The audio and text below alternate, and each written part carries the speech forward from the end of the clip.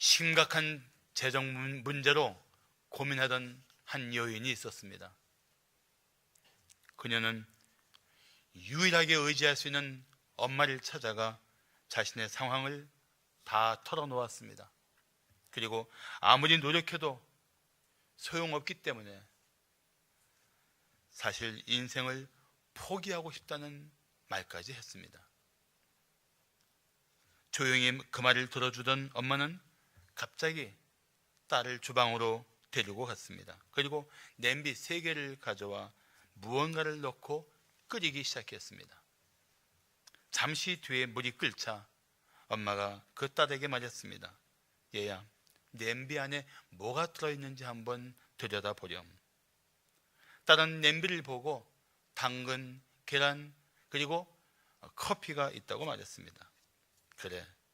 하지만 끓는 물에 들어간 당근은 물러졌고 계란은 단단하게 굳었지. 그리고 커피는 이렇게 좋은 향을 내고 있단다. 사람의 마음도 이와 같지 않을까? 같은 고난을 당해도 어떤 사람은 당근처럼 약해지고 어떤 사람은 계란처럼 마음을 굳게 먹지.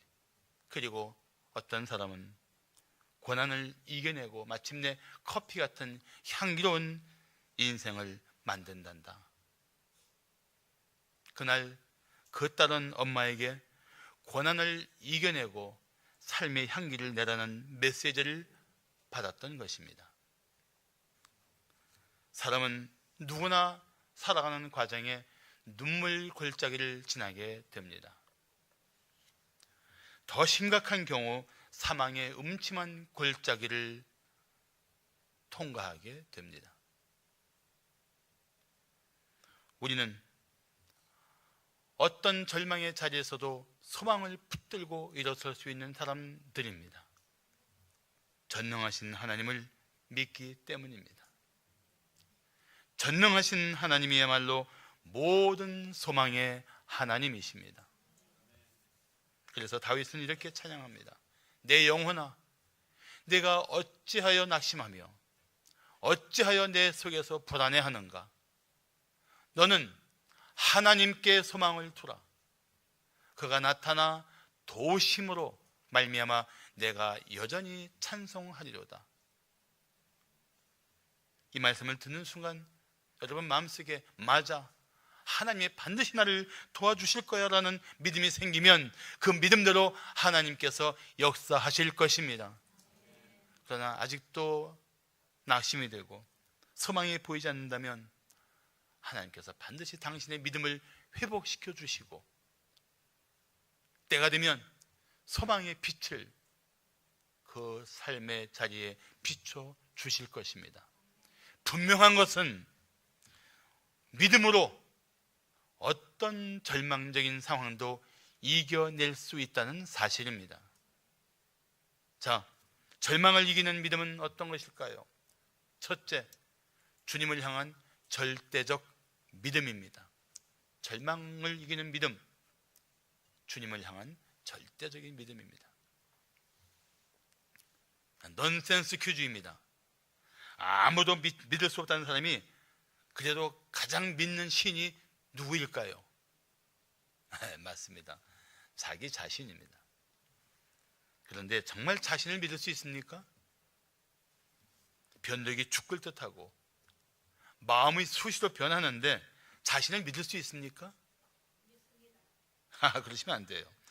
지혜도 부족하고 힘도 약하고 자신의 의지조차 아주 쉽게 무너지는데 그래도 자신을 믿을 수 있습니까? 전에 누가 예수를 믿으라고 하면 차라리 내 주먹을 믿으라 하고 빈정거리는 사람들이 있습니다. 그 주먹이 과연 믿을만 한가요? 결코 그렇지 않습니다. 살수록 깨닫는 것은 인간은 믿음의 대상이 아니라는 사실입니다.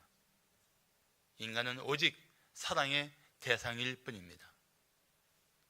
또한 이 세상에 있는 것 중에 절대적으로 믿을 만한 가치가 있는 것은 없습니다. 우리가 마음을 다하여 믿어야 할 대상은 오직 한 분, 하나님 뿐입니다.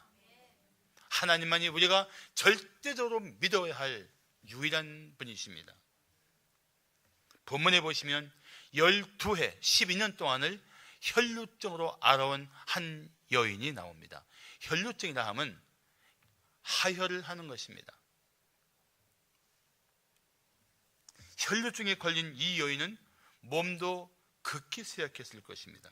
얼굴은 12년 동안 계속 하혈을 했으니 하얀 백지장처럼 창백했을 것입니다.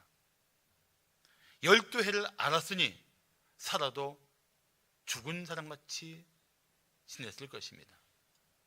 몸에서는 끊임없이 피 비린내가 나고 주위 사람들에게는 부정한 여인으로 취급을 받았습니다. 왜냐하면 레위기 15장 25절 말씀해 보시면 만일 여인의 피의 유출이, 그러니까 하혈이 그의 불결기는 생리기간을 말합니다. 그 생리기간이 아닌데도 여러 날 동안 몸에서 피가 난다든지 그 피가 흐른다든지 그 유출이 그의 불결기, 그의 생리기간을 지나도 계속되면 그 부정을 유출하는 모든 날 동안은 그 불결한 때와 같이 부정한 여인으로 취급한 것입니다. 그런데 조금만 시선을 돌려 주의 깊게 생각해 보면 이 여인은 바로 예수님을 만나기 전에 우리들의 실상과 매우 흡사합니다. 살았으나 사실은 죽은 목숨입니다. 정결하기 위해 몸부림치나 부정한 인생입니다. 하나님께 나아가고 싶으나 단절된 상태에서 몸부림치는 인생입니다. 그런데 놀라운 것은 이 여인이 그래도 살기 위해서 최선을 다하고 있다는 것입니다. 오늘 보면 26절을 말씀하기를 많은 의사에게 많은 괴로움을 받았고, 이 말이 재밌지 않습니까? 의사한테 맡기고 고치려고 하는데 별의별 일들을 다 겪지만 고쳐지지 않고 몸만 힘들고 마음만 지치고 그렇게 되었다는 뜻입니다. 가진 것도 다 허비하였으되 아무 효험이 없고 도리어 더 중하여졌다고 말씀합니다. 치료가 되지 않는 상태로 이 여인은 온갖 마음고생, 몸고생을 다 하고 있었던 것입니다. 그나마 가진 것도 다 허비했습니다. 성경은 헛된 것을 의지하고 살아가는 인생을 허비했다고 표현합니다. 가진 재산으로 단지 자신의 생존을 위해 허비하는 사람이 있고, 하나님이 맡기신 재산으로 하나님이 기뻐하시는 뜻을 따라 가치 있게 살아가는 인생도 있는 법입니다.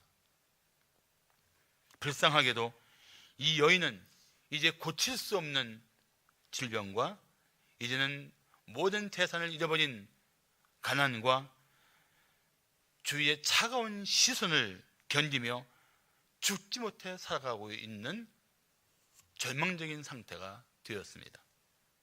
그런데 어느 날 절망적인 이 여인에게 큰 기쁜 소식이 들렸습니다.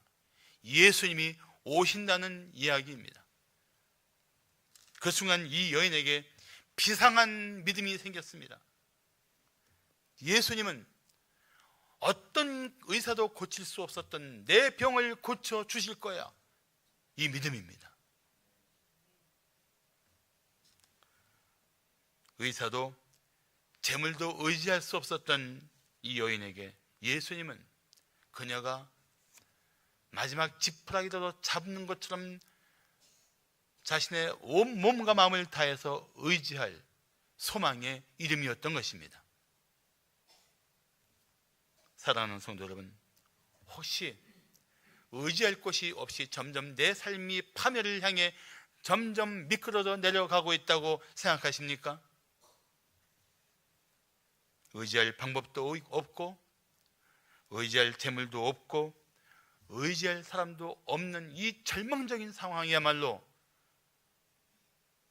내 온 생명을 다해 하나님을 의지할 때입니다. 이 여인은 오직 예수님만 의지하고 예수님께 나가기로 결단했습니다.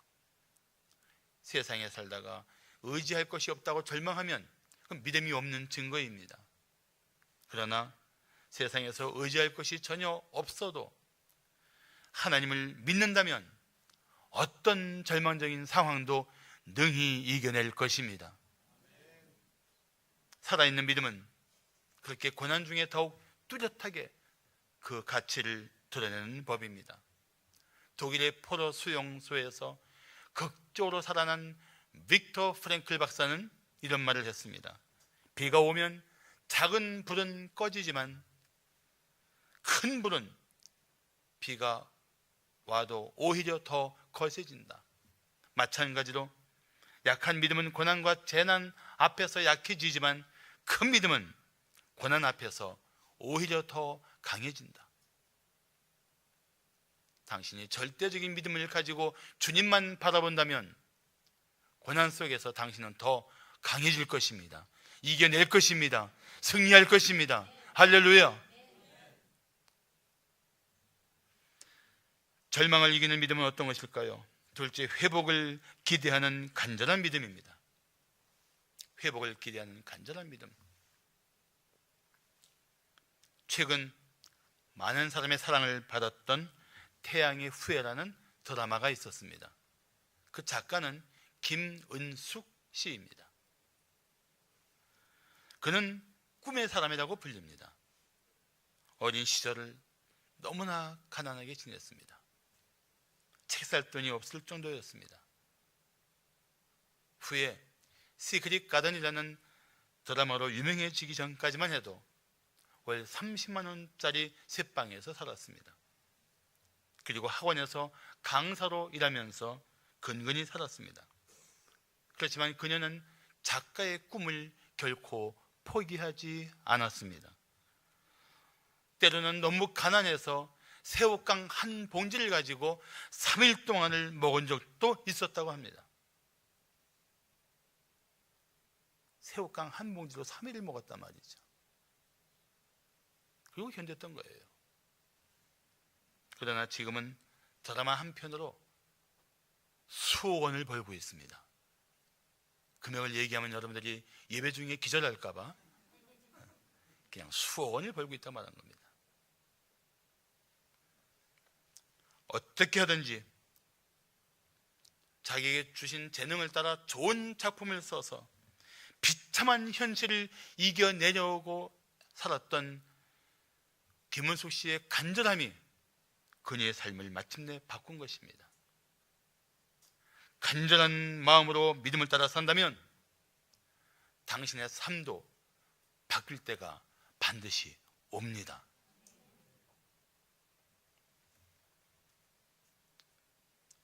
12년 동안 혈류증을 앓던 그 여인은 정말 간절한 마음으로 예수님께 다가가기를 결정했습니다. 주님밖에 소망이 없었기에 그 여인은 더 간절했을 것입니다. 아니, 우리가 상상할 수 없을 만큼 절박했을 것입니다. 오늘 보면 27절 말씀하기를 예수의 소문을 듣고 무리 가운데 끼어 뒤로 와서 예수의 옷에 손을 대니. 왜요? 28절에 대답하고 있습니다. 그 이유는 예수님의 옷에 손을 대려고 했던 이유는 어떻게든지 예수님께 와서 그 옷에 손가락이라도 대고 싶었던 그 이유는, 그 간절함은 그 여인이 예수의 옷에만 손을 대어도 구원을 받으리라 생각했기 때문입니다. 이 구원은 죄와 사망에서의 구원이 아니고 그 죽을 병에서 회복되는 것을 말합니다. 이것이야말로 절망을 이겨내기 위한 간절한 믿음이 아니겠습니까? 예수님은 그렇게 그의 삶에 다가오셨고, 이 여인은 예수님의 옷에 손만 대도 이 비참한 혈류증에서 나는 벗어날 것이다 라는 간절한 믿음을 가지고 예수님께 다가갔던 것입니다. 사실 예수님 주위를 둘러싸고 있는 이 건장한 남자들 틈에서 병약하고 가녀린 여인이 예수님께 다가간다는 것 자체는 매우 힘겨운 일이었을 것입니다.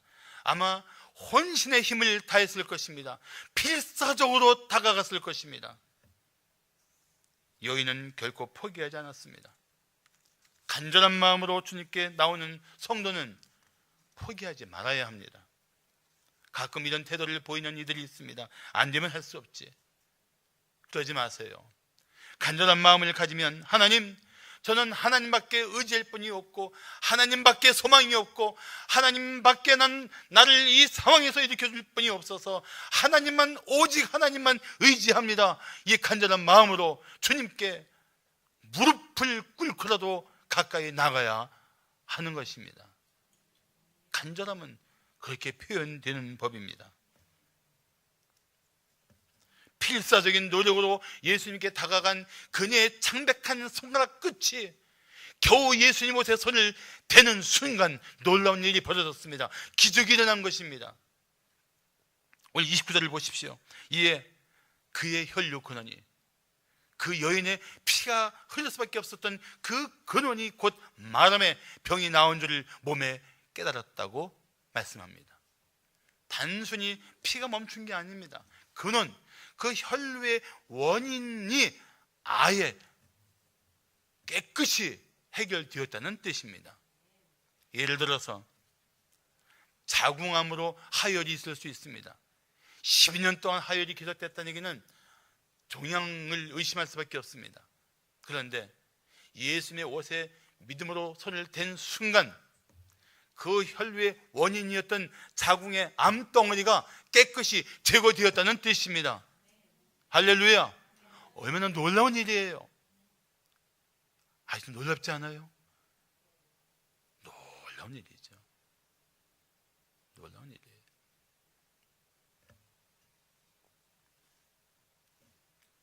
사랑하는 성도 여러분, 온 마음과 온 뜻을 다해 예수님 앞에 나와 부르짖었습니까? 생명을 걸고 하나님의 도우심을 구했습니까? 예레미야 29장 11절부터 13절은 이렇게 말씀합니다. 여호와의 말씀이니라. 너희를 향한 나의 생각을 내가 아나니 평안이요 재앙이 아니니라. 너희에게 미래와 희망을 주려는 것이니라.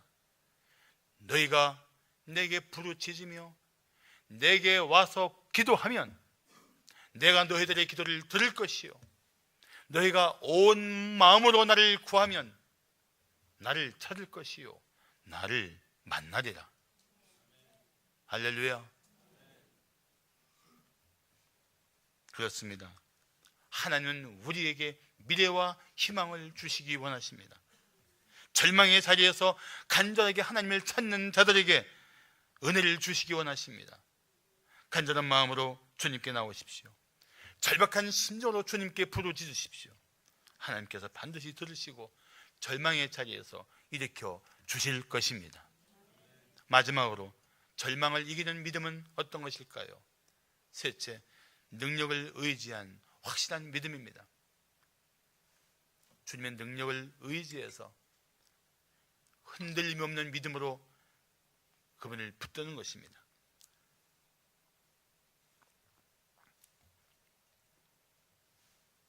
오늘 본문에 나온 여인처럼 절박한 믿음으로 예수님을 찾아왔던 성경 속에 또 한 여인이 있습니다.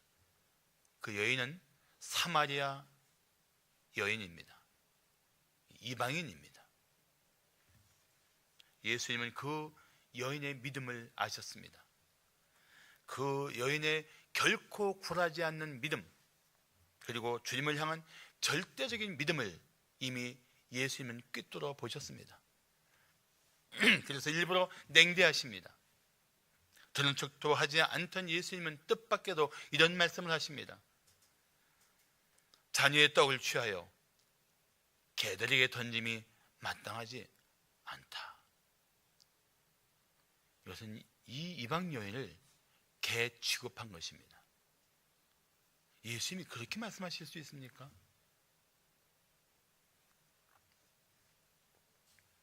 그러나 오로지 주님만 바라보는 여인은 자신이 무시를 당했다고 쉽게 포기하지 않았습니다.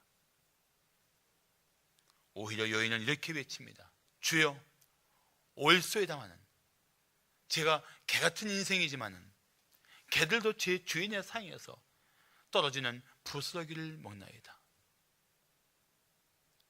귀신 들린 그 딸을 고치기 위해서 어떤 수모를 겪어도, 비록 이런 개취급을 당해도 내 딸을 고칠 수 있는 능력의 주님만 의지했던 그 확실한 믿음을 가지고 예수 앞에 머물러 있었던 여인, 이 여인의 이야기를 성경에 기록한 이유가 무엇일까요? 우리에게 도전을 주시는 거예요. 진실한 믿음을 가진 성도라면 저 여인처럼 구하라. 내가 너희를 어떤 상황에서도 능히 고치며 회복시킬 수 있는 주님이심을 진실로 믿는다면 저 여인처럼 내게 나오라고 말씀하고 있는 것입니다. 결국 그 여인은 예수님의 능력을 경험하게 됩니다. 귀신 들렸던 딸이 깨끗이 나았습니다. 예수님의 능력을 믿는 자들에게는 이런 역사가 일어나는 법입니다. 자, 오늘 보면 30절 말씀하기를 예수께서 그 능력이 자기에게서 나간 줄을 곧 스스로 하시고 무리 가운데서 돌이켜 말씀하시되 누가 내 옷에 손을 대었느냐. 예수님은 자신의 능력이 믿음의 사람에 의해서 나간 것을 아셨습니다. 그 당시에 주님의 곁에 몰려온 사람은 참 많았습니다. 대부분이 호기심에 따라다니거나 그냥 믿음 없이 몰려다니는 사람들이었습니다. 그것은 안타깝게도 오늘 우리 교회의 모습과도 다를 바가 없습니다. 교회에도 믿음 없이 오가는 분들이 있을 수 있습니다. 안타깝게도 예수님 주변에서 맴돌고 있지만 삶이 변하지 않은 채 예수님 근처에 있는 사람들이 있을 수 있다는 것입니다. 예수님을 진실로 만난다면 삶이 바뀌지 않을 수가 없어요. 예수님을 인격적으로 만나게 된다면 결코 이전 같을 수가 없어요. 예수님 주변에서 맴돌고 있고 왔다 갔다 하고 있는데 삶이 변하지 않는 채 살고 있는 사람들을 보는 것이 얼마나 힘든지 아십니까? 얼마나 안타까운지 아십니까?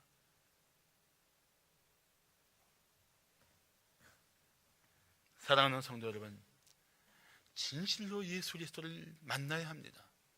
죄와 삶에서 당신을 건지실 수 있는 유일한 구주요 주님이심을 믿어야 합니다. 당신을 어떤 절망에서도 능히 일으키시는 능하신 하나님이심을 믿어야 합니다. 주변에 얼쩡거리는 교인이 아니라 그리스도를 제대로 만난 그리스도인이 되어야 합니다. 그러면 변합니다. 삶이 변합니다. 변할 수밖에 없습니다.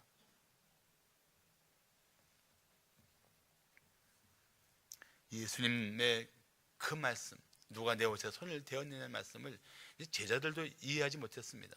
31절에 보시면 제자들이 여짜오되, 오늘 성경 봉독자가 예수님이 여짜오되서 깜짝 놀랐어요.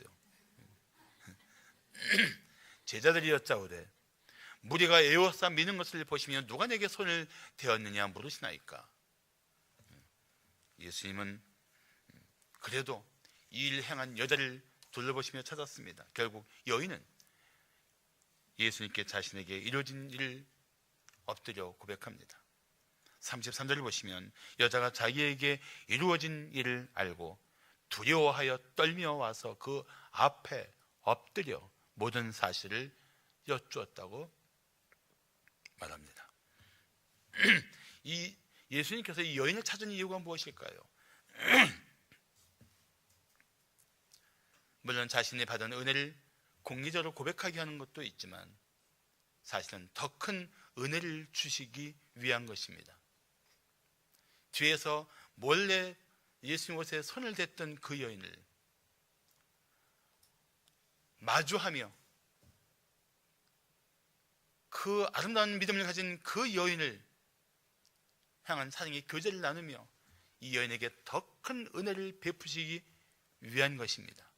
그래서 오늘 보면 34절을 보시면 예수님은 믿음으로 회복한 여인에게 이렇게 말씀하십니다. 딸아, 내 믿음이 너를 구원하였으니 평안히 가라.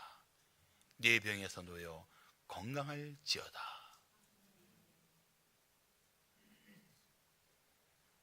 능력을 의지한 이 믿음의 여인에게 예수님께서는 놀랍게도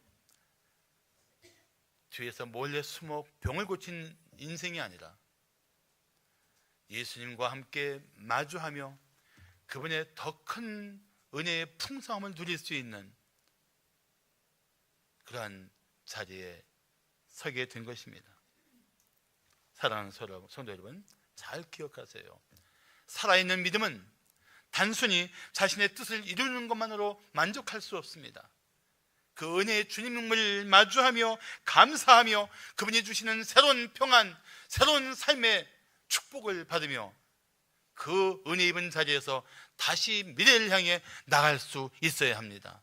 예수님은 이 여인에게 그 은혜를 주시기 원하신 거예요. 딸아, 네 믿음이 너를 구원하였으니 평안히 가라. 네 병에서 놓여 건강할지어다. 이 여인은 그 순간 몸만 회복된 것이 아닙니다. 하나님과 관계도 회복돼요. 이제는 건강한 몸과 마음 그리고 영혼을 가지고 새로운 삶을 향한 출발점에 서게 된 것입니다. 할렐루야. 능력을 의지하는 성도들에게는 그런 은혜가 지금도 나타날 것입니다. 영국의 K미술관에는 프레드릭 와츠가 그린 소망이라는 그림이 있습니다. 동그란 지구 위에 다친 눈을 가지고 있는 한 여인이 작은 비파를 들고 있는 그림입니다. 그 비파는 한 줄만 남아있고 다른 줄은 다 끊겨져 있는 상태입니다. 배경은 어두워 제대로 분간할 수도 없습니다. 그러나 그 상황에서도 그 여인의 표정에는 두려움이 없는 평온한 표정입니다. 오히려 한 줄만 남은 비파를 계속해서 켜는 포즈를 취하고 있는 그림입니다. 나중에 프레드릭 와츠는 이 그림을 이렇게 설명했습니다. 인간에게 어떤 시련이 와도 소망이 있으면 극복할 수 있다는 메시지를 전하고 싶었습니다. 어두운 세상이라 해도 눈을 다쳤다고 해도 소망만 있으면 인간은 모든 시련을 극복할 수 있습니다. 비파의 마지막 남은 한 줄은 그 소망을 표현한 것입니다. 그렇습니다. 우리 성도들에게 말씀드립니다. 아무리 절망적인 상황이라도 당신에게는 반드시 남아있는 한 줄이 있습니다. 결코 끊을 수 없는 소망의 줄이 있습니다. 이 소망을 끊을 수 없는 이유가 있습니다. 이 소망이 누구에게서 오느냐 하는 것 때문입니다. 하나님으로부터 오는 소망입니다.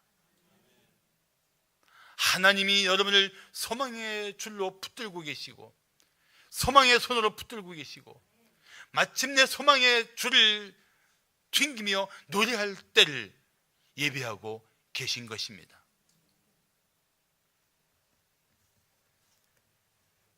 우리 한번 로마서 8장 38절과 39절을 다 함께 봉독해 볼까요?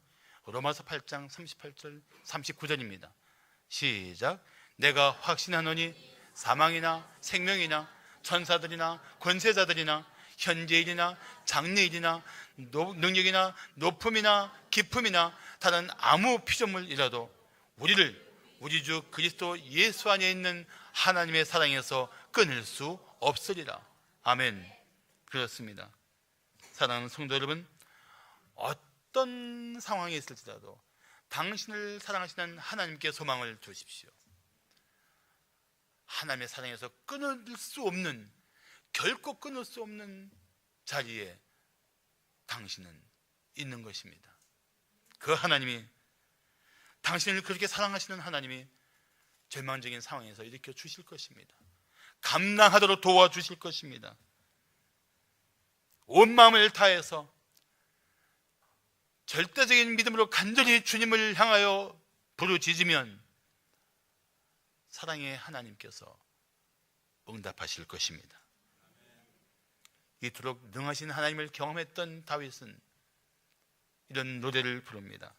나를 기가 막힐 웅덩이와 수렁에서 끌어올리시고 내 발을 반석 위에 두사 내 걸음을 견고하게 하셨도다. 이 노래가 우리 성도들이 부를 노래가 되시기를 축복합니다. 기도하시겠습니다.